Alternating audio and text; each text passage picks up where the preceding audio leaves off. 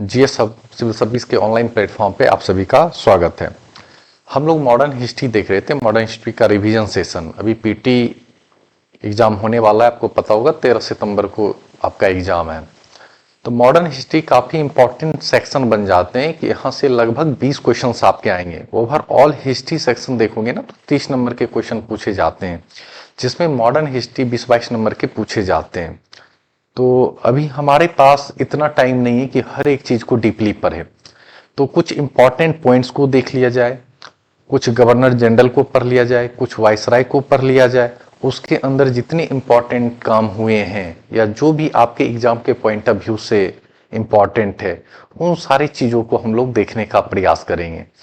तो 4 क्लासेज इस पे हमारी जा चुकी थी और 4 क्लासेज यूट्यूब पे भी अपलोड है। जो हम पढ़ा रहे हैं इसके पीडीएफ आपको मैम के टेलीग्राम चैनल पे मिल जाएगी और पीडीएफ अपलोड भी है वहां पे, तो वहां से जाकर आप डाउनलोड करके आप पढ़ भी सकते हैं। यदि पीडीएफ पढ़ने में दिक्कत आ रही है तो ये सेशन आप एक बार देख लो, ये क्लासेज एक बार देख लो, आप रिकॉल हो जाएगा, याद हो जाएगा, ठीक है ना। क्योंकि यहाँ कहानी की तरह हम बताते हैं, जब कहानी आप सुनोगे ना तो फिर वो चीजें ज्यादा देर तक याद रहती है, लंबे समय तक याद रहती है। हिस्ट्री में परेशान होने की जरूरत नहीं है और आपको पता है कि टू दी पॉइंट ही पढ़ना चाहिए। हमें हर चीज पे पीएचडी नहीं करना है। जो एग्जाम के पॉइंट ऑफ व्यू से जरूरी है, चाहे हिस्ट्री की ही बात नहीं कर रहा हूँ, ज्योग्राफी पर हो, साइंस पर हो, इकोनॉमिक्स पर हो, पॉलिटिकल साइंस पर हो, हर एक चीज की एवरेज नॉलेज भी आप रखोगे ना तो क्वालिफाई कर जाओगे। यदि ज्यादा नॉलेज के पीछे भागोगे तो फिर हो सकता है कि आप सिलेक्शन से दूर हो जाओ। आपको कट ऑफ मार्क्स ही क्वालिफाई करने हैं, बार बार मैं ये चीजें बोलता हूं। तो आइए हम लोग पढ़ते हैं। पिछले क्लासेज में लॉर्ड डलहौजी तक पढ़ लिए थे और पीछे की चीजों को थोड़ा सा रिकॉल करा दूंगा। और पढ़िए तो हमेशा अच्छे से पढ़िए, जो मैं लिखा रहा हूं आप भी कॉपी पेन लेकर बैठिए, ठीक है ना। इधर उधर भटकने मत जाइए, ठीक है, नहीं तो पता चलेगा कि एग्जाम भी हो गया, मार्क्स भी अच्छे नहीं आ रहे हैं और एक साल बर्बाद कर दिए। बर्बाद करने से अच्छा है कि कहीं भी पढ़िए, अच्छे तरीके से पढ़ लीजिए। मार्केट में तो पता है कि बड़ी कंट्रोवर्सी चलती है। हम तो कहते हैं कि कोई भी टीचर हो उसका रिस्पेक्ट करिए, कभी भी टिप्पा टिप्पणी मत करिए उसके ऊपर। अपने ऊपर मुझे काम करना है, हमें खुद को बेहतर इंसान बनाना है, दूसरे की जिंदगी नहीं बदलना है। दूसरे की जिंदगी तो स्वतः बदल जाएगी, पहले खुद को बदलना है। यहाँ लोग नहीं, दूसरे को बदलने चलते हैं। क्या बुराई करके मिलेगा या क्या मतलब, देखते हैं मार्केट में चलते रहता है, इसको बोल रहे हैं उसको बोल रहे हैं। हम तो कहते इतना फुर्सत ही नहीं रहना चाहिए। और यकीन मानिए जब आप अच्छे काम में बिजी रहोगे ना तो सही मायने में आपको फुर्सत ही नहीं मिलेगी। टाइम उतना कहाँ है, अपने से टाइम नहीं मिलता है। दूसरे का ग्रुप विजिट करना, दूसरे पे टिपा टिपी करना, दूसरा किस तरीके से पढ़ा रहा है उस पे कमेंट बाजी करना, दूसरे की लाइफ में क्या चल रहा है उस पे कमेंट बाजी करना मत करिए। यदि एक टीचर होने के नाते आप इस तरीके से एक से दूसरी टीचर को गाली गलौज कर रहे हो, उस पर टिपा टिप्पणी कर रहे हो, अभद्र भाषा का प्रयोग कर रहे हो, तो बच्चे के बीच संदेश क्या जाता है? यही संदेश जाता है ना कि टीचर किस तरीके से बोल रहे हैं। बताइए कि आपके सामने स्टूडेंट है, जब आप किसी को अभद्रता के साथ बात करोगे तो स्टूडेंट भी तो ही सीखेगा। तो स्टूडेंट के पर्सपेक्टिव से भी सोचिए। पहले के टीचर को देखिए ना, कितना रिस्पेक्ट होता था एक दूसरे के लिए। तो हम चाहेंगे यही रिस्पेक्ट हमेशा, चाहे स्टूडेंट के लिए हो चाहे टीचर के लिए, सभी के लिए बना रहे। सभी लोग अपना अपना काम करें, व्यस्त रहें, मस्त रहें। इससे ज्यादा अच्छा क्या हो सकता है? स्टूडेंट की हितों की बात करें, स्टूडेंट के लिए अच्छा सोचें, स्टूडेंट के लिए क्या बेहतर होगा, किस तरीके से उनका एग्जाम क्रैक होगा, इस पे बात होना चाहिए। किसी के निजी जीवन पे बात करने से क्या ही मतलब है। चलिए ये सब बातें होती रही। हम लोग हिस्ट्री सेक्शन देख रहे थे और रिवीजन के पॉइंट ऑफ व्यू से ही हम देख रहे हैं कि लास्ट टाइम में 4-5-6 वीडियो मैं अपलोड कर दूंगा और ये वीडियो एक बार देख लीजिएगा। यकीन मानिए कि यहाँ से मैक्सिमम मार्क्स आपके आ सकते हैं। आप ये सेशन देखने के बाद आप जाइए हिस्ट्री के प्रीवियस ईयर क्वेश्चन उठाकर देखिए और बनाइए, सॉल्व करिए। फिर आप बताइएगा कि क्वेश्चन बन रहा है या नहीं बन रहा है। आप इधर उधर की टेस्ट सीरीज पे मत जाइए। आपको बीपीएससी क्रैक करना है तो बीपीएससी के एग्जाम, बीपीएससी के एग्जाम को देखिए ना, फिर वहां के प्रीवियस ईयर क्वेश्चंस को देखिए, और ज्यादा से ज्यादा देखना है तो यूपीएससी के प्रीवियस ईयर क्वेश्चन को देख लीजिए। यदि फिर नहीं बनेंगे तो फिर इसके लिए हम जिम्मेवार हैं कि हम आपको अच्छे से नहीं पढ़ाएं। टेस्ट सीरीज की बात हम नहीं करते, हमेशा प्रीवियस ईयर क्वेश्चन और सिलेबस, ये दोनों तो आपके पास होने ही चाहिए। तो चलिए, लॉर्ड डलहौजी के बारे में हम लोग पढ़ लिए थे, डलहौजी के बारे में पढ़े थे कुछ, बस पहले इसके कंसेप्ट हम लोग क्लियर कर लिए थे, बस फैक्ट्स ऊपर ऊपर बता देते हैं, फिर इसके आगे के क्रम को देखेंगे। लॉर्ड कैनिंग से हम लोग शुरू करेंगे। 1849 में हम लोग बताए थे सेकेंड एंग्लो सिख वार लड़ा गया, है ना। 1849 तक अंग्रेजों पर क्या क्या हो गया, पूरे भारत पर शासन हो गया। 1849 में कंप्लीट शासन अंग्रेजों का हो गया भारत में, ठीक है। 1848 में क्या हुआ, लॉर्ड डलहौजी के द्वारा पता ही डॉक्ट्रिन ऑफ लैप्स को लाया गया, इस पे भी हम लोग पढ़ लिए थे, अच्छे तरीके से समझा दिए थे। जिनको नहीं समझ आ रही तो प्रीवियस वीडियो जाके हमारे देख सकते हैं, ठीक है ना। सबसे पहले इस नीति के तहत देखोगे तो किसे कब्जा किया गया, सतारा को, कब, 1848 में। फिर देखोगे जैतपुर संभलपुर 1849, उदयपुर को 1852 बताए थे, झांसी 1853, नागपुर 1854, अवध 1856, ये सारे चीज हम लोग पढ़ लिए थे। फिर 1852-53 में देखोगे सेकेंड एंग्लो बर्मा वार लड़ा गया, ठीक है, लोअर बर्मा पर कब्जा कर लिया गया था, ठीक है। 1853 में देखोगे तो अंग्रेजों ने क्या है, पहली रेलवे लाइन की शुरुआत की थी, कहां से, बंबई टू थाने, कितने किलोमीटर थे, 34 किलोमीटर। हाँ, ये भी बताए थे कि इस ट्रेन को 3 इंजन ने खींचा था, एक का नाम था साहिब, एक का नाम था सिंध, और एक का नाम था सुल्तान, ठीक है। और 1853 में ही बताए थे कि पहली टेलीग्राफ लाइन बिछाई गई थी, ठीक है। पहले तो कलकत्ता में बिछाई थी, फिर देखोगे बीच में आगरा में इसकी स्टार्टिंग हुई थी, ठीक है। पहली लाइन कलकत्ता से कहा हुआ था, डायमंड हार्बर के बीच, ये भी हम लोग पढ़े थे। लेकिन जो इसे खोला गया था कलकत्ता से आगरा के बीच, ठीक है, शुरुआत हुई थी कलकत्ता से डायमंड हार्बर के बीच। 1853 में देखोगे फर्स्ट इंजीनियरिंग कॉलेज खोला गया था, उस कॉलेज का नाम था थॉमसन इंजीनियरिंग कॉलेज। इसको बाद में किस नाम से जानते हैं, आईआईटी रुड़की। इसका आंसर भी आप लोगों को करने बोले थे, कमेंट बॉक्स में आंसर करने, आईआईटी रुड़की किस राज्य में है, ठीक है, उत्तराखंड, ठीक है, उत्तराखंड में हरिद्वार के पास ये कॉलेज है, आईआईटी रुड़की। फिर 1854 में देखोगे तो पहली पोस्टल की शुरुआत की गई थी, ठीक है, और पहला स्टाम्प जारी किया गया था 1854 में, पीडब्ल्यूडी, ठीक है, पब्लिक वर्क डिपार्टमेंट। ये सब हम लोग पढ़ लिए थे, एक ओवरव्यू दे रहे हैं प्रीवियस क्लास का, जो लास्ट में हम लोग पढ़ाए थे, और बताए थे कि डलहौजी को घूमने का काफी शौक था।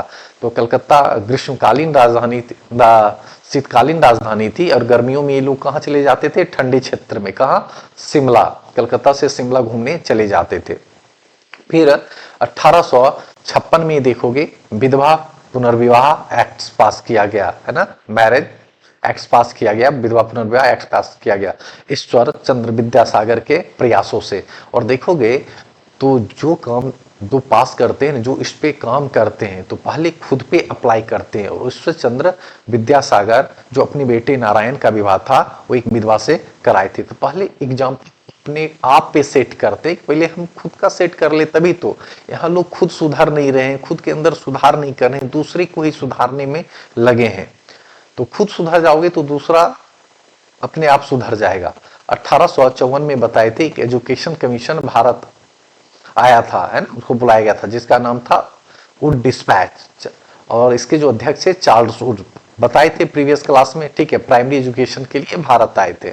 अब हम लोग लॉर्ड कैनिंग के बारे में पढ़ेंगे। लॉर्ड कैनिंग वाइसराय, आपको पता होगा गवर्नर जनरल का पद समाप्त कर दिया गया था, और वहां से कौन सा पोस्ट लाया गया था, वाइसराय। और वाइसराय का मतलब होता है राजा का प्रतिनिधि, ठीक है ना। अब क्राउन को रिपोर्ट डायरेक्ट करना पड़ेगा। तो लॉर्ड कैनिंग का कार्यकाल कब से कब था, 1856 से लेकर 62 तक।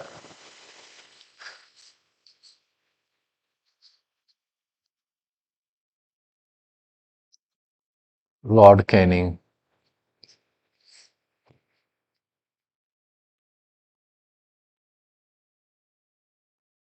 1856 से लेकर 62 तक इनका कार्यकाल था। और 1857 में देखोगे तो क्या हुआ था, सिपाहियों का विद्रोह, म्यूटनी ऑफ सिपाही।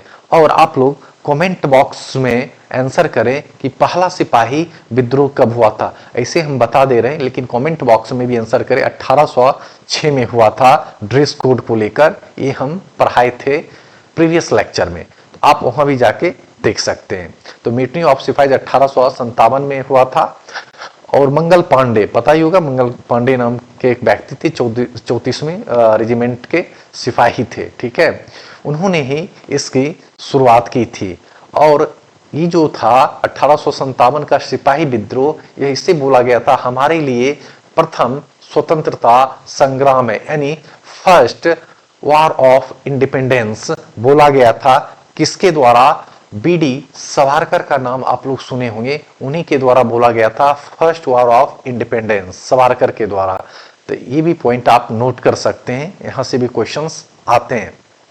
अब 1858 का भारत सरकार अधिनियम, government of India act, government of India act 1858। अब बताओ 1858 में क्या आया? भारत सरकार अधिनियम। 1857 की जो क्रांति हुई थी उसमें काफी खून खराबे हुए थे, तो महारानी इस पे गुस्सा भी की थी, भैया तुम भारत में शासन करने गए हो, व्यापार करने गए हो, या खून खराबा करने गए हो, ठीक है। तो महारानी जो है ना, क्लच हमेशा अपने हाथों में रखना चाहती थी। तो बोले भैया अब क्या है, कंपनी का शासन को हम खत्म कर देंगे और सीधे क्या है, हम अपने हाथों में ले लेंगे, ठीक है, शासन को। तो अब जो भी रिपोर्ट है डायरेक्ट कंपनी को नहीं करके अब कहां करना था? महारानी को करना था, क्राउन को करना था, ठीक है। अब यहां क्या कर दिया गया, कंपनी के पावर को खत्म कर दिया गया। क्राउन ने क्या किया? अपने हाथों में पावर ले लिया, यानी ब्रिटिश क्राउन टेक ओवर कर लेते हैं यहां पे, ठीक है। क्योंकि 1857 की क्रांति के बाद महारानी काफी इस पे गुस्सा जताई, बोली ये चीजें ठीक नहीं है भैया, आपको वहां पे हम व्यापार करने भेजे थे, ना कि खून खराबा करने भेजे थे, ठीक है। इसी टाइम क्या हुआ, गवर्नर जनरल के पद को समाप्त कर दिया गया और गवर्नर जनरल पद को समाप्त करके वायसराय का पद लाया गया। तो अब यहां से देखोगे 1856 के बाद जो भी है ना, हाँ पहले गवर्नर जनरल थे और 57 की क्रांति के बाद आपको देखोगे वायसराय का पोस्ट आ गया। तो लॉर्ड कैनिंग जो लास्ट गवर्नर जनरल थे भारत के, वही प्रथम वायसराय हो जाते हैं। तो लॉर्ड कैनिंग भारत के पहले क्या है, वायसराय थे। ये भी पॉइंट आप लोग नोट कर सकते हो। अब 1859 में देखोगे,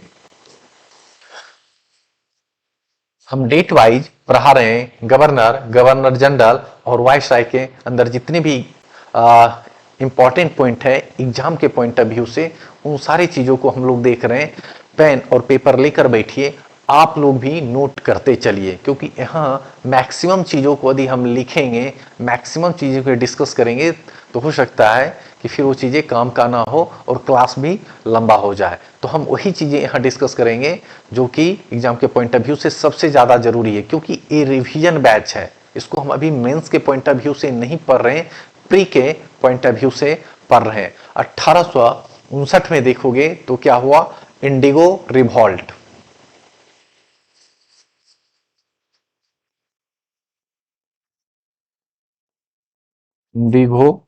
इंडिगो रिवॉल्ट, नील विद्रोह, ठीक है, नील विद्रोह। अब ये नील विद्रोह कहा हुआ था? पश्चिम बंगाल, वेस्ट बंगाल की नादिया जिला, वेस्ट बंगाल में एक नादिया जिला है, वहीं नील विद्रोह हुआ था। अब कहोगे सर नील विद्रोह का जिक्र तो दो जगह हुआ है। अब एक जगह आप सुनोगे बिहार में है, पश्चिमी चंपारण, आप सुने होंगे चंपारण सत्याग्रह, पढ़े भी होंगे, बीपीएससी के मेंस में क्वेश्चंस काफी आते हैं चंपारण सत्याग्रह से। तो चंपारण सत्याग्रह में नील एक कारण था, ठीक है। नील एक ऐसा नहीं था कि नील पे ही चर्चाएं हो रही थी, वहां किसान की तमाम समस्याएं थी, उसमें नील भी एक रीजन था, नील भी एक कारण थे। ठीक है, तो हाँ, सिर्फ और सिर्फ नील को लेकर बातें नहीं की गई थी जो 1917 के अंतर्गत हुआ था, लेकिन 1859 में देखोगे तो ये नील के ऊपर ही बातें हो रही थी। और कहोगे ना कि भारतीय लोग जो हैं वह नील की खेती कभी करना नहीं चाहते थे, क्योंकि नील की खेती करने से वहां की जमीन बंजर हो जाती है, फिर वहां पे कोई दूसरी फसल नहीं आप उपजा सकते हैं, इसलिए वह नील की खेती नहीं करना चाह रहे थे। और अंग्रेज क्या कहते थे, भैया नील की खेती करो और उसको कम दामों में खरीद कर इंटरनेशनल मार्केट में हाई प्राइस में वह बेचते थे। ठीक है, तो इससे किसान काफी तबाह थे अंग्रेजों से इस चीज को लेकर। और ये नील रिवॉल्ट कहाँ हुआ था, नील रिवॉल्ट हुआ था पश्चिम बंगाल के नादिया जिले में। और इस पे जो सबसे पहले क्रांतिकारी दौर में देखोगे तो सबसे पहले उभर कर आए थे दिगंबर बिश्वास और विष्णु विश्वास। ठीक है, नील विद्रोह सबसे पहले इन्होंने ही किया था और इसे विश्वास बंधु के नाम से भी जानते हैं, दिगंबर विश्वास और विष्णु विश्वास।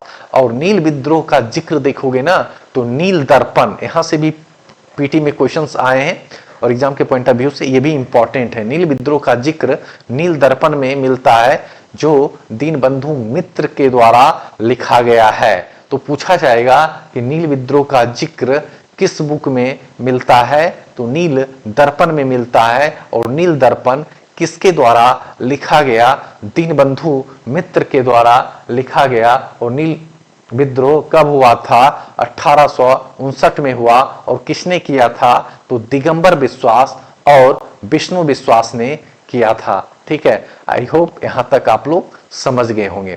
ठीक है, तो फैक्ट्स हैं, लेकिन हम यहाँ इतने स्टोरी बता दे रहे हैं कि आपको चीजें आसानी से याद हो जाए। अब 1860 में देखोगे तो आईपीसी वाज पास्ड। 1860 में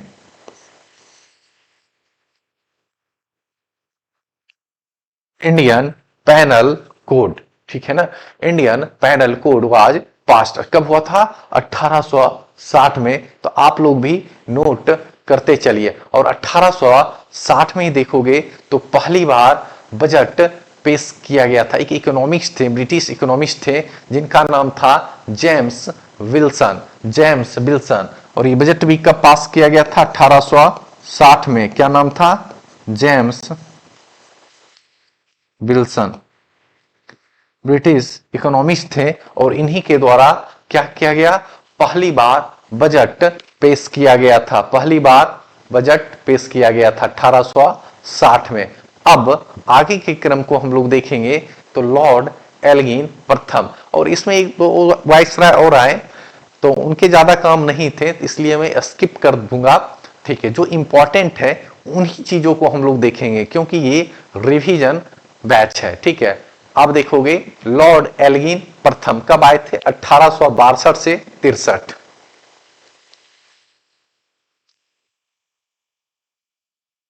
लॉर्ड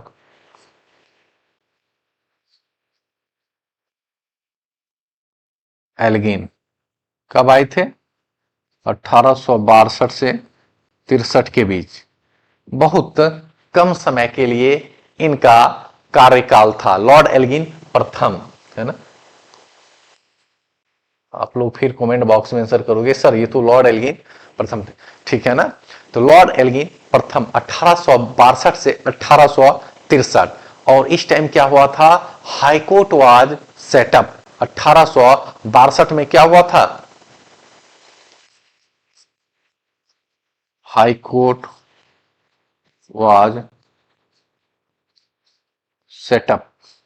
कब, 1862 में ही पहली बार हाईकोर्ट खोला गया। कहां कहां, कलकत्ता, बंबई और मद्रास।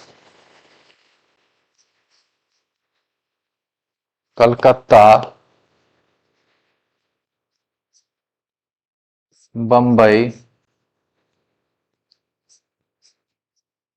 मद्रास।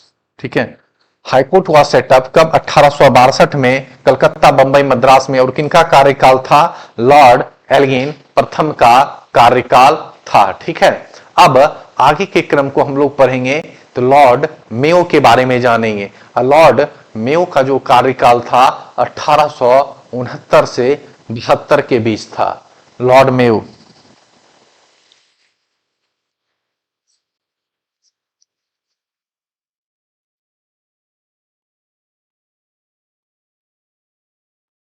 1869 से 72 के बीच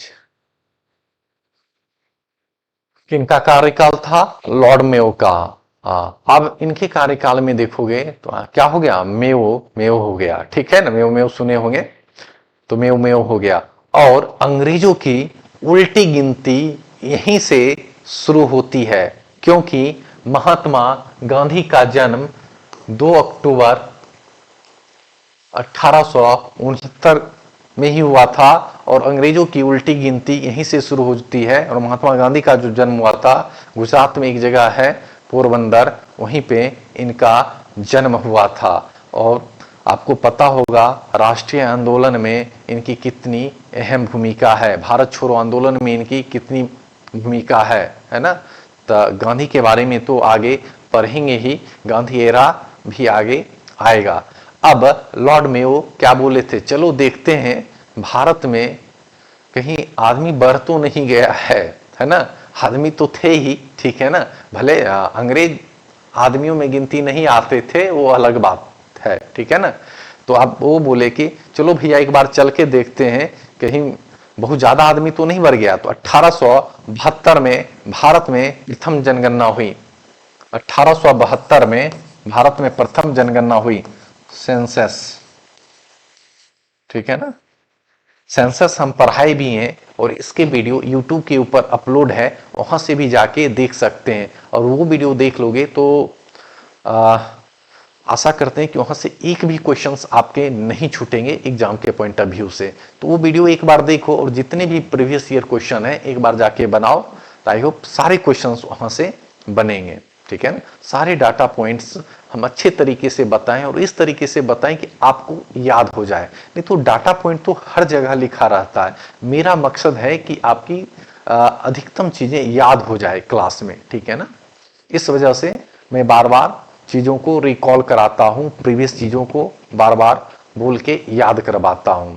तो मेयो के द्वारा बोला गया कि भारत में ज्यादा आदमी नहीं बढ़ गया है, चलो एक बार देखते हैं। तो 1872 में क्या है, भारत में प्रथम जनगणना कराई गई, सेंसस कराई गई, ठीक है। अब 1872 में ही देखोगे तो क्या हुआ, एग्रीकल्चर कॉलेज की स्थापना हुई 1872 में ही। नोट आप कर सकते हैं, एग्रीकल्चर कॉलेज की स्थापना की गई। और 1872 में ही देखोगे तो मेयो कॉलेज खोला गया है ना, मेयो कॉलेज भी खोला गया और मेयो स्कूल भी खोला गया। पता हो, एक अजमेर में और एक राजकोट कॉलेज करके खोला गया, वह गुजरात में है। ये शाही परिवारों के लिए बेसिकली खोला गया था, ठीक है ना। तो मेयो के बारे में आप लोग इतना जान सकते हैं। और आगे हम लोग एक इंटरेस्टिंग पॉइंट बताएंगे, और सेंसस पढ़ा जब रहे थे वहां भी मेयो का जिक्र आया था, तो वहां भी बताए थे कि अफगान नाम के एक अफगान व्यक्ति थे, कौन था, जिनका नाम था शेर अली अफरीदी, ठीक है ना। अफगान के एक व्यक्ति थे शेर अली अफरीदी, सेलुलर जेल में काले पानी की सजा काट रहे थे। अब मेयो को घूमने का शौक था, बोले चलो भैया घूम के आते हैं अंडमान निकोबार। घूम के आते हैं कहा, अंडमान निकोबार, ठीक, जस्ट है ना, अंडमान निकोबार घूमने का शौक था। अब मेयो चले घूमने अंडमान निकोबार, और वहां जो सिल्वर जेल में जो काले पानी की सजा काट रहे थे शेर अली अफरीदी, वहां से भाग गए थे। और जब भागे थे तो रास्ते में कौन मिल गए, मेयो साहब मिल गए। तो बोले इनको यहाँ मेयो मेयो कर दिया जाए, अब भैया इन्हीं को निपटा दिया जाए, ठीक है। और इनकी हत्या कर दी गई अंडमान निकोबार में है। 1872 में ही देखोगे लॉर्ड मेयो वाज किल्ड, और किसके द्वारा मारा गया, तो शेर अली अफरीदी, जो काले पानी की सजा काट रहे थे और जेल से भागे हुए व्यक्ति थे, ठीक है। और नोट में आप लिख सकते हो, नोट डाउन कर सकते हो, लॉर्ड मेयो पहले वायसराय थे जिनकी हत्या कर दी गई थी, ठीक है, जिनकी हत्या कर दी गई थी। कहां? भारत में। कहां हुई थी? अंडमान निकोबार में। अब हम लोग आगे के क्रम को देखोगे तो लॉर्ड लीटन 1876 से 80 इनका कार्यकाल था।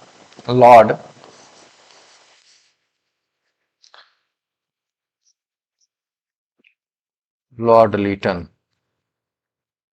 1876 से 80 इनका कार्यकाल था। अब 1877 में आप देखोगे तो ब्रिटिश महारानी विक्टोरिया भारत आना चाहती थी।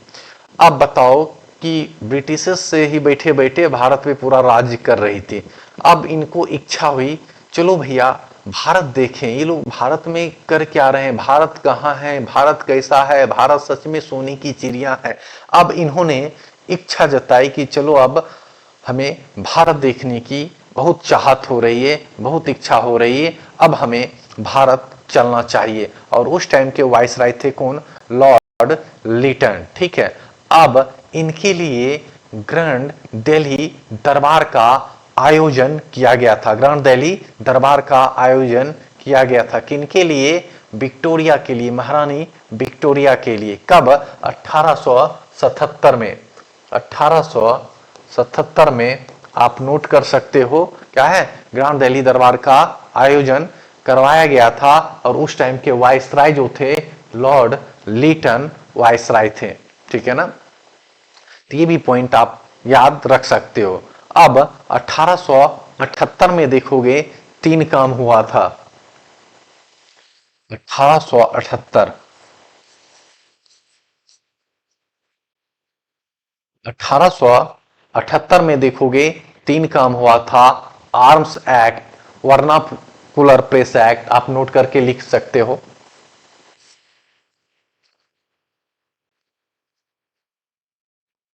आर्म्स एक्ट, सेकेंड लिख सकते हो वर्नाकुलर प्रेस एक्ट, और तीसरा लिख सकते हो सिविल सर्विसेज में 2 काम हुए थे। मैक्सिमम एज जो पहले 19 साल थी उसको घटाकर क्या कर दिए?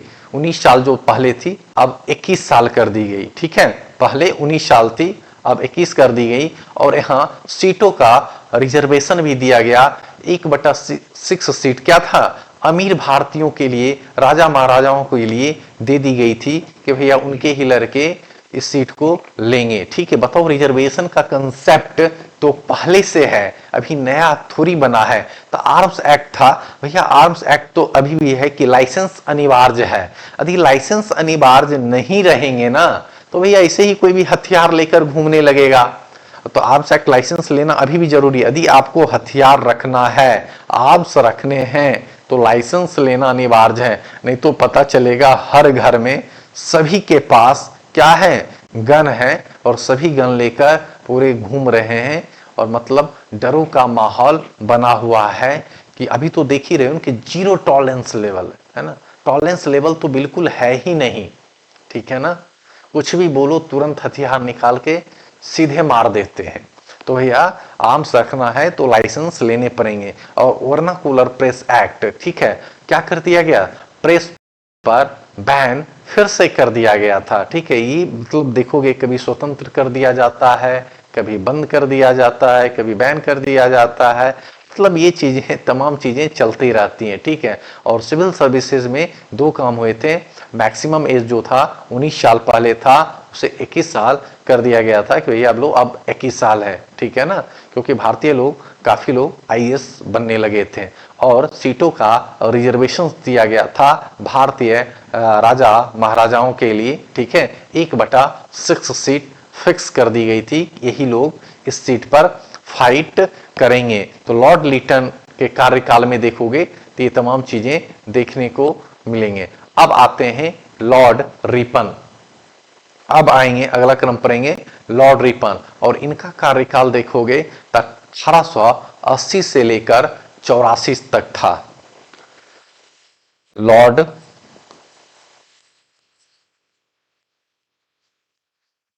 रिपन 1880 से लेकर 84 तक, ठीक है ना। अब देखोगे तो फिर से प्रेस को स्वतंत्र कर दिया गया। इससे पहले हम लोग पढ़े थे लेटर में क्या, प्रेस को बैन कर दिया गया। फिर रिपन साहब वापस आए, ये क्या किए, प्रेस को स्वतंत्र कर दिए कि लो भैया जाओ आजाद रहो, जो खबर छापनी है जाओ एकदम स्वतंत्र मन से खबर को छापो। और 1881 में देखोगे तो पहला फैक्ट्री एक्ट पास किया गया। कब? 1881 में। आप लोग नोट डाउन कर लें, पहला फैक्ट्री एक्ट पास किया गया, चाइल्ड लेबर पर रोक लगा दी गई थी। चाइल्ड लेबर पर रोक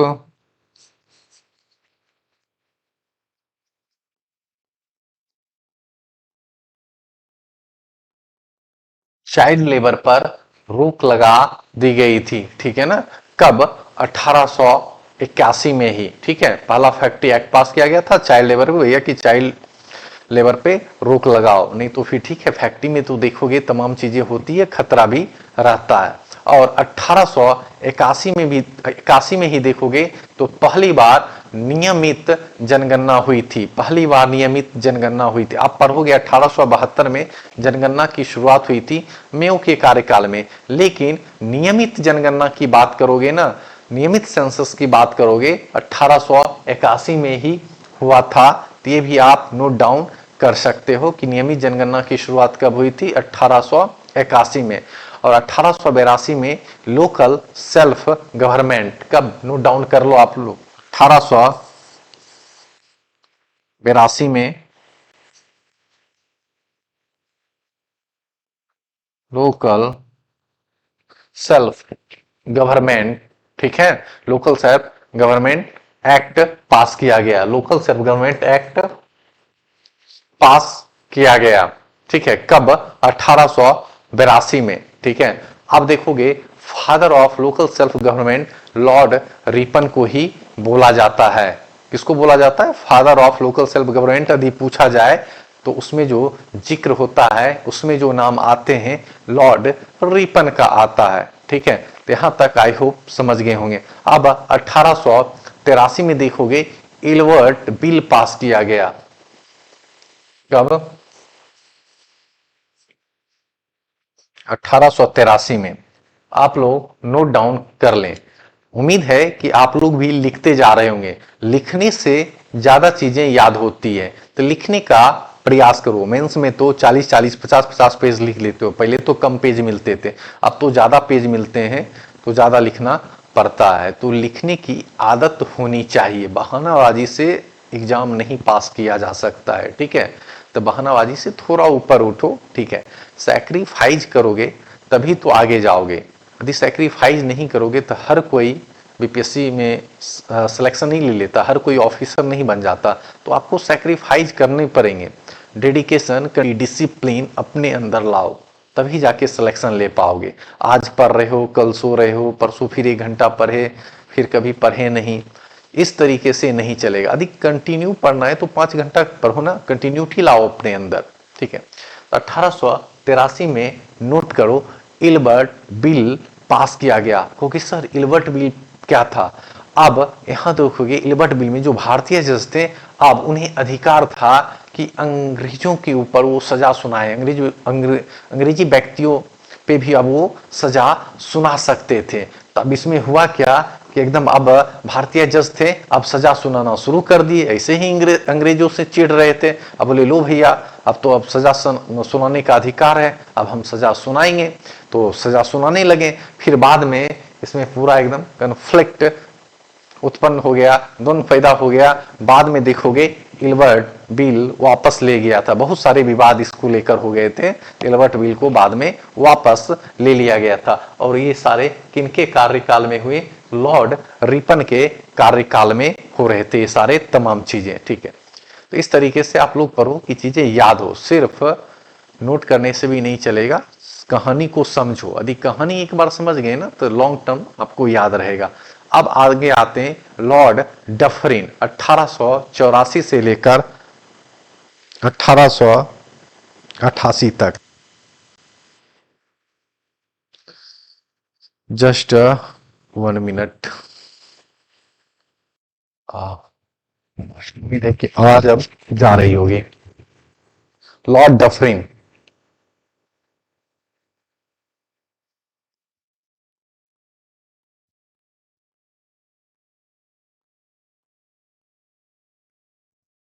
लॉर्ड डफरिन का कार्यकाल कब से कब तक था? 1884 से 88 तक।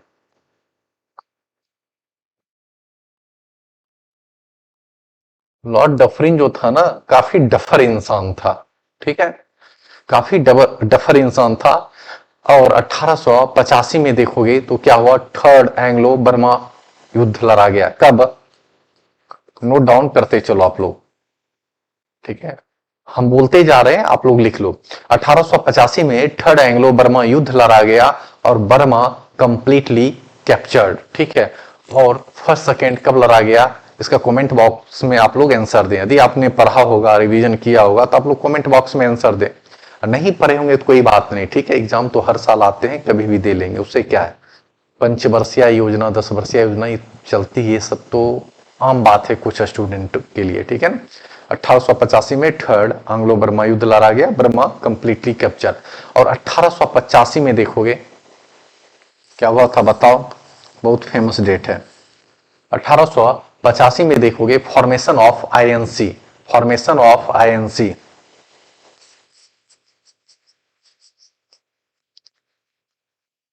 Formation of INC. ठीक है, 1885 में फॉर्मेशन ऑफ आईएनसी। उस टाइम के वाइसराय कौन थे? डफरिन थे। डफरिन के कार्यकाल में हुआ था, है ना। आपको पता होगा कि ये कहाँ जो गठन हुआ था, ये जो मीटिंगें चल रही थी, कहाँ हुई थी? तेजपाल संस्कृत विश्वविद्यालय, जो कि कहाँ है? बंबई में है। ठीक है, तो इसमें कौन कौन शामिल थे उसके कमेंट बॉक्स में आप लोग आंसर करें। देखते हैं कि आप लोग याद है या नहीं। कांग्रेस सेशन अच्छे तरीके से पढ़ाए हैं और आगे चलकर हम ये बता देंगे इंपॉर्टेंट सेशंस, कौन कौन से सेशंस इंपॉर्टेंट हैं जो आपको याद रखने चाहिए। ठीक है, तो फॉर्मेशन यहाँ हम विस्तृत जानकारी नहीं देंगे क्योंकि रिवीजन सेशन है। कांग्रेस सेशन पे एक अलग से लेक्चर हम लिए भी हैं और आगे जब एग्जाम करीब आएगा तो कुछ इंपॉर्टेंट सेशन आपको हम बता भी देंगे। तो 1885 में फॉर्मेशन ऑफ आईएनसी डफरिन के कार्यकाल में ही हुआ था। ठीक है, अब आगे आते हैं Lord Lansdowne. Lord Lansdowne, Lord Lansdowne. ठीक है ना। और इनका कार्यकाल कब था देखते हैं, आप लोग को याद है या नहीं। ठीक है, 1888 से 94 तक। 1888 से लेकर 1894 तक इनका कार्यकाल था। अब देखोगे 1891 में सेकेंड फैक्ट्री एक्ट पास किया गया और आप लोग कमेंट बॉक्स में आंसर करें फर्स्ट फैक्ट्री एक्ट कब आया था? 1891 में क्या हुआ? सेकेंड फैक्ट्री एक्ट पास किया गया। भैया बोला कि भैया कुछ फिक्स टाइम करो ना, फिक्स टाइम।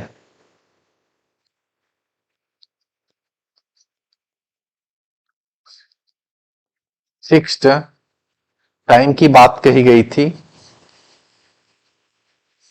वीकली हॉलीडे की भी बात की गई थी। भैया बोले हम लोग मजदूर थोड़ी हैं, कुछ टाइम बताओ कि भैया इतने से इतने के बीच हमें काम करना है। बंधुआ मजदूर थोड़ी है कि बांध के रख लो अपने पास, है ना, कि भैया जब मन करे तब काम कराते रहो, ऐसे नहीं चलेगा। तो फिक्स्ड टाइम लाई गई थी। फिक्स्ड टाइम लाई गई थी कब?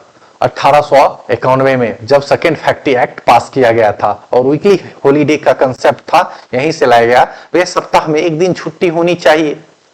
ठीक है भैया, मजदूरी की तरह से थोड़ी खटते रहते भाई, इंसान है, हैवान थोड़ी है, मशीन थोड़ी है जो खटते रहे। मशीन भी खराब होता है, तो भाई इंसान है और शरीर को भी रिलैक्स चाहिए, तो ये दो चीजों का कंसेप्ट 1891 से आया था सेकेंड फैक्ट्री एक्ट से। अब 1893 में देखोगे तो डुरंड कमीशन, नोट डाउन कर लो। 1893 में क्या आया था? डुरंड कमीशंस आया था। डुरंड कमीशंस किसके बीच? पाक एंड अफगानिस्तान। पाक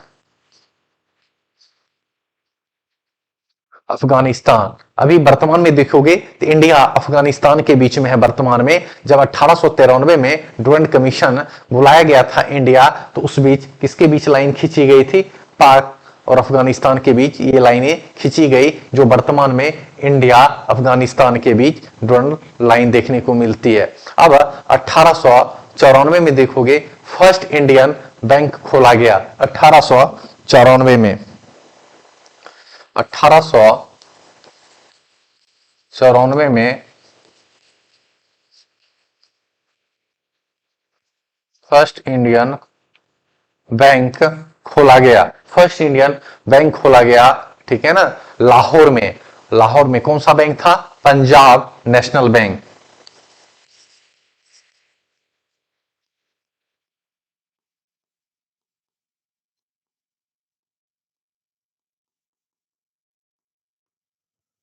पंजाब नेशनल बैंक। और इसमें जो पहला खाता खोला गया था, नोट डाउन कर लें, लाला लाजपत राय। आप लोग सुने होंगे लाल बाल पाल का नाम, तो लाला लाजपत राय का इसमें फर्स्ट खाता खोला गया। और आप लोग कमेंट बॉक्स में आंसर करें लाला लाजपत राय की मृत्यु कैसे हुई थी। चलिए हम बता ही देते हैं, कमेंट बॉक्स में भी आंसर करें। सैंडर्स के द्वारा लाठी मारने से उनकी हत्या हो गई थी, और उनका बदला बाद में भगत सिंह, चंद्रशेखर, राजगुरु, इन तमाम तीनों नेताओं ने, या जो भी गरम दल के नेता ने, इन सब नेताओं ने मिलकर इनका बदला चुकाया, और सैंडर्स को बाद में निपटा दिया गया था, और उसके कारण उन्हें फांसी भी होती है। आगे के क्रम को जब हम लोग पढ़ाएंगे तो इसका जिक्र आएगा, ठीक है ना। तो लाला लाजपत राय का खाता खोला गया था किसमें? पंजाब नेशनल बैंक में, ठीक है। और फर्स्ट इंडियन बैंक खोला गया था कब? 1894 में, ठीक है। अब आगे के क्रम को हम देखेंगे। अब लॉर्ड कर्जन पढ़ेंगे। हम लोग वाइसराय के क्रम को देख रहे हैं। इससे पहले गवर्नर जनरल हम लोग देखे थे, तो गवर्नर जनरल और वाइसराय के अंतर्गत जितने भी काम हुए, एक एक सीक्वेंस को हम लोग देख रहे हैं। उसके अंदर जितनी भी स्टोरी है, हर एक चीज को हम लोग जानने का प्रयास कर रहे हैं। अब लॉर्ड कर्जन का कार्यकाल कब से कब तक था? 1899 से लेकर 1905 तक। लॉर्ड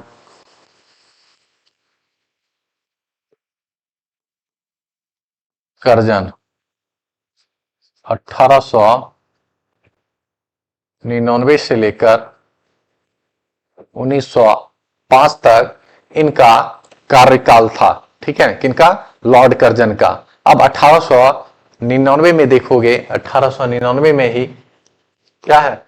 ब्रिटिश महारानी जो विक्टोरिया थी, इनकी मौत हो जाती है। इनकी मौत हो जाती है और इनके जगह इसके बेटे राजा बनते हैं, जिनका नाम था king George V। King George पंचम या V भी बोला जाता था, ये राजा बनते हैं। और 1904 में देखोगे आगे के क्रम को, 1904 में आप लोग भी नोट डाउन करते चलो। 1904 में इंडियन यूनिवर्सिटी एक्ट पास किया गया था, एक कानून लाया गया था, इंडियन यूनिवर्सिटी एक्ट। कानून कब पास किया गया था? 1904 में। अब 12 साल की जो स्कूलिंग होती थी, 12 साल की स्कूल, 12 इयर्स की स्कूलिंग कर दी गई थी। पहले कितना था? 10th के बाद आप ग्रेजुएशन करते थे। और जो 1904 में इंडियन यूनिवर्सिटी एक्ट आया था, अब यह बोला 12 करना अनिवार्य है, मतलब 12 साल की आपकी स्कूलिंग होनी चाहिए, उसके बाद आप ग्रेजुएशन कर सकते हैं। पहले था 10th के बाद ही ग्रेजुएशन हो जाता था। और जो महारानी की मौत हुई थी 1901 में देखोगे, इनकी याद में क्या बनाया गया था? 1901 में विक्टोरिया मेमोरियल बनवाया गया था। किनकी याद में? विक्टोरिया की याद में, कलकत्ता में। कब? 1901 में। ये भी फैक्ट्स आप याद रख सकते हो। विक्टोरिया मेमोरियल्स कब बनवाया गया था और किनकी याद में बनवाया गया था और कहां बनवाया गया था? तो विक्टोरिया मेमोरियल्स विक्टोरिया की याद में बनवाया गया था और कलकत्ता में बनवाया था और 1901 के अंतर्गत ये बनवाया गया था। अब 1905 में देखोगे क्या होता है। अब इमारत की बात करते हैं, ठीक है। अब बोले इमारतों का संरक्षण करना चाहिए। आप जब पॉलिटिकल साइंस पढ़ाए थे फंडामेंटल ड्यूटीज में भी इसका जिक्र है, भैया इमारतों का संरक्षण होना चाहिए, ठीक है। तो 1905 में नोट डाउन कर लो, 1905 में प्राचीन इमारतों के संरक्षण के लिए क्या लाया गया था? Ancient moment protection act, moments protection act लाया गया था। कब? 1905 में। क्या भैया? प्राचीन इमारतों का संरक्षण करना चाहिए, इसी के लिए यह एक्ट पास किया गया था। अब देखोगे 16 अक्टूबर 1905 काफी इंपॉर्टेंट डेट है। 16 अक्टूबर 1905 नोट डाउन आप लोग भी कर लें। Partition of Bengal note down कर लें। पार्टीशन ऑफ बंगाल, बंगाल का विभाजन हो गया था और कर्जन का जो था, कर्जन का सबसे घिनौना काम था पार्टीशन ऑफ बंगाल, जो 16 अक्टूबर 1905 को किया गया था। सबसे घिनौना काम जो ये भारत में किए थे, बंगाल विभाजन करके और हिंदू मुस्लिम एकता को तोड़ना चाहते थे। और इनका कहना था भैया बंगाल बहुत बड़ा क्षेत्र है, एडमिनिस्ट्रेशन कमजोर हो जाता है, इसीलिए यहां विभाजन कर देते हैं ताकि अच्छे तरीके से नियंत्रण किया जा सके। लेकिन इसका मकसद और कुछ और था, है ना। फूट डालो शासन करो, आप तो सुने ही होंगे, है ना। डिवाइड एंड रूल जो था यहीं पे ये लागू किए थे। हिंदू मुस्लिम एकता को तोड़ना चाहते थे, इसलिए वो बंगाल विभाजन किए थे, ना कि एडमिनिस्ट्रेशन से इनका कोई ताल्लुक था। तो बंगाल विभाजन कब हुआ? 16 अक्टूबर 1905 को हुआ था, ठीक है। और देखोगे बंगाल विभाजन को वंदे मातरम मूवमेंट के नाम से भी हम लोग, सॉरी इसको नहीं जानते, स्वदेशी आंदोलन को, ठीक है। तो यहाँ पे पार्टीशन ऑफ बंगाल विभाजन हुआ था, ठीक है। अब 1905 में देखोगे तो एग्रीकल्चर रिसर्च कॉलेज खोला गया था 1905 में ही। 1905 में ही देखोगे तो क्या खोला गया था? एग्रीकल्चर रिसर्च कॉलेज खोला गया था। कहां? दिल्ली के पूसा में। एक बिहार में भी पूसा है, तो यहां बिहार की पूसा का जिक्र नहीं हो रहा है, दिल्ली के पूसा का जिक्र हो रहा है। ये पूसा कहां है? करोलबाग में, ठीक है। करोलबाग एक दिल्ली का एक जगह है, वहीं पे ये पूसा है। तो एग्रीकल्चर रिसर्च कॉलेज खोला गया था 1905 में। अब हम लोग पढ़ते हैं लॉर्ड मिंटो द्वितीय। लॉर्ड मिंटो द्वितीय, लॉर्ड मिंटो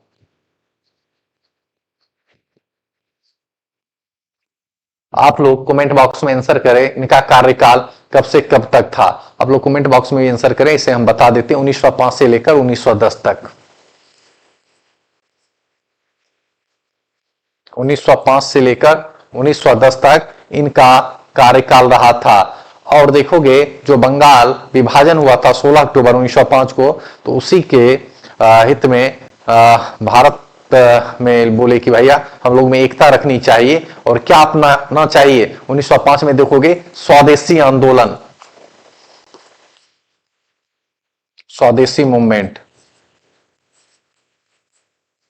स्वदेशी आंदोलन की शुरुआत कब हुई थी? 1905 में हुई थी स्वदेशी आंदोलन की शुरुआत। और इसी मूवमेंट्स को वंदे भारत आंदोलन के नाम से भी जाना जाता है। और ये कौन किए थे? लाल बाल पाल के द्वारा इसकी शुरुआत की गई थी। किसकी? स्वदेशी आंदोलन की। भैया अंग्रेजी वस्तुओं को नहीं अपनाना है, अंग्रेजी वस्त्र को नहीं अपनाना है, सिर्फ और सिर्फ अपनाना है तो स्वदेशी को अपनाना है, ठीक है ना। और किसके द्वारा की गई थी? लाल बाल पाल, लाला लाजपत राय, विपिन चंद्र पाल, ठीक है, और बाल गंगाधर तिलक, ठीक है। ये तीनों इसमें शामिल थे, ठीक है। इन तीनों, ये स्वदेशी आंदोलन जो हुआ था या वंदे मातरम आंदोलन के नाम से भी जानते हैं, इसके लीडर थे लाल बाल पाल, ठीक है। आगे के क्रम को हम लोग पढ़ते हैं। 1906 ऑल इंडिया मुस्लिम लीग का गठन किया गया। अब 1906 की स्टोरी हम लोग जानते हैं। अब देखो अंग्रेज किस तरीके से फूट डालो शासन करते थे।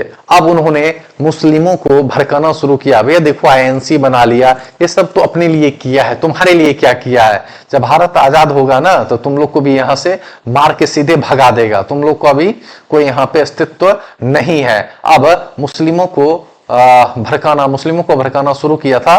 कौन भड़का रहे थे? अंग्रेज भड़का रहे थे, भैया तुमको भी यहां से लात मार के भगा दिया जाएगा, तुम्हारी कोई इज्जत नहीं है भारत में, ठीक है? हम तुम्हें इज्जत देंगे, हम तुम्हें रिजर्वेशन देंगे, हम तुम्हें संरक्षण करेंगे, हम ही तुम्हारा सब कुछ करेंगे। ये भारतीय तुम्हें मानते नहीं है, ये भारतीय तुम्हें जब मन करेगा लात मार के भगा देंगे। तो 1906 में देखोगे ऑल इंडिया मुस्लिम लीग का गठन किया गया था, इसी डर से कि भारतीय तो हम लोग को कुछ समझते ही नहीं है, जब भारत आजाद होगा तो हम लोग को भी यहां से आजाद कर देंगे, ठीक है?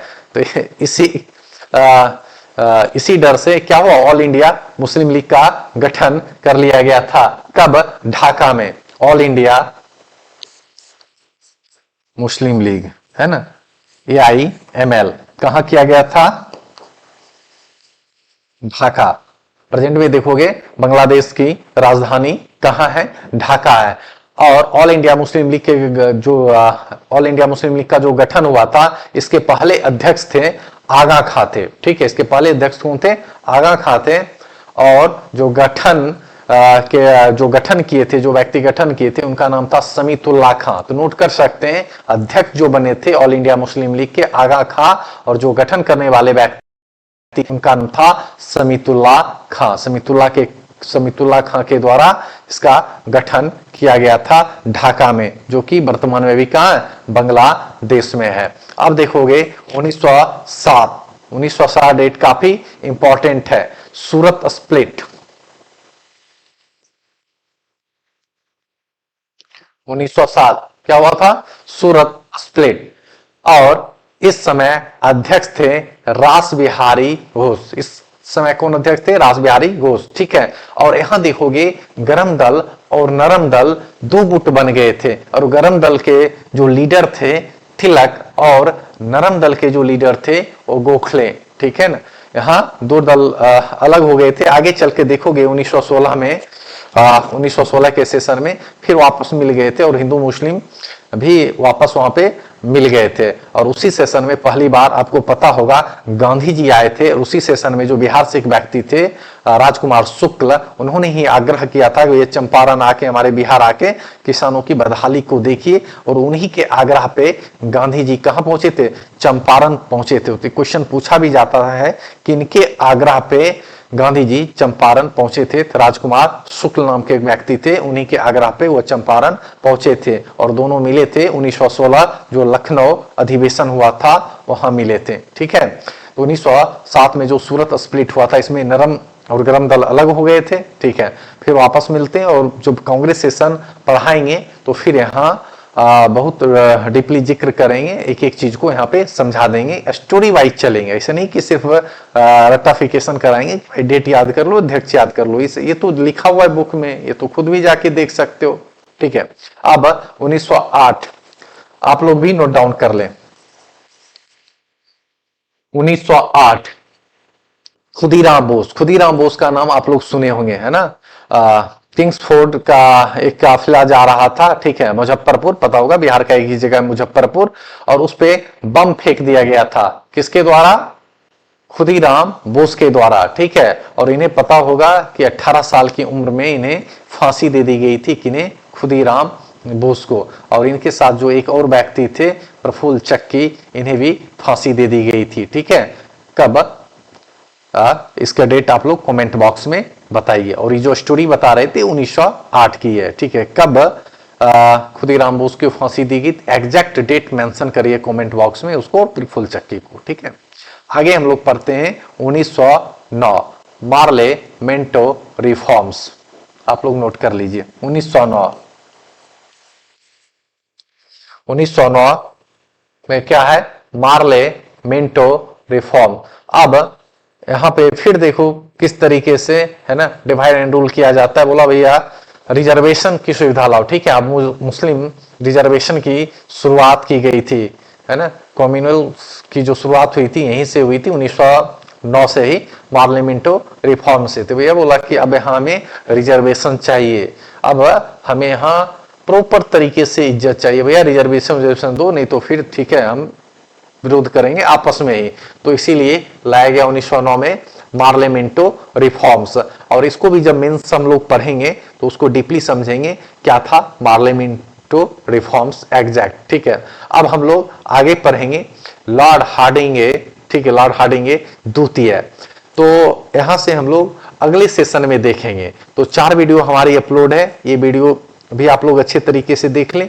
1 या 2 क्लास और हिस्ट्री के ऊपर बच गए हैं और लास्ट के अब लगभग कुछ ही कितने मतलब 30-40 साल और बचे हैं, उसको हम लोग अच्छे तरीके से देखेंगे और भारत आजाद कराकर छोड़ेंगे। तो एक एक स्टोरी को जानेंगे डेट वाइज कि जो भी एग्जाम के पॉइंट ऑफ व्यू से है वो सारे हम लोग के कंप्लीट हो जाए, कुछ भी ना छूटे।